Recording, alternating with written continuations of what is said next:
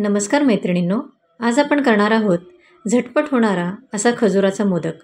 Recipe अतिशय छोटी आहे। चला तर मग रेसिपीला पटकन सुरुवात करूया। मोदक करण्यासाठी इथे मी एक मोठी वाटी खजूर घेतलेले आहेत। खजुराच्या बिया सर्व काढून घेतलेल्या आहेत। आता काय मिक्सिंग जारमध्ये सर्व खजूर आपण घालून घेऊया आणि त्याची एक पेस्ट करून घेऊया। इथे तुम्ही पाहू शकता ओबडधोबड अशी पेस्ट करून घेतलेली आहे। मैत्रिणींनो, चॅनलला जर अजून सबस्क्राईब केले नसेल तर नक्की सबस्क्राईब करा। आता एका बाउलमध्ये ही सर्व पेस्ट आपण काढून घेऊया। अशाच नवनवीन रेसिपीजसाठी निहाकी रसोईला नक्की सबस्क्राईब करा आणि तुम्हाला जर माझे व्हिडिओज आवडत असेल तर व्हिडिओला लाईक आणि शेअरही करा।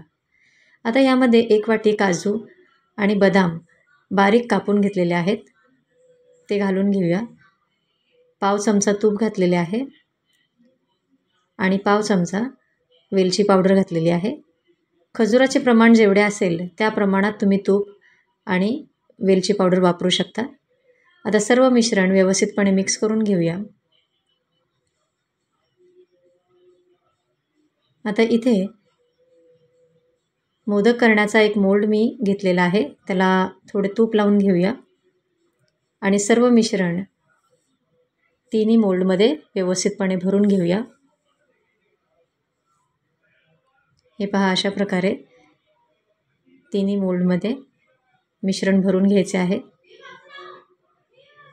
आणि मिश्रण व्यवस्थितपणे भरून तो मोल्ड आपल्याला घट्टपणे बंद करायचा आहे।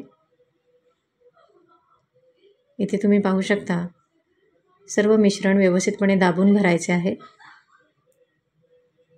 आणि मोल्ड आपल्याला व्यवस्थितपणे घट्ट दाबून घ्यायचा आहे।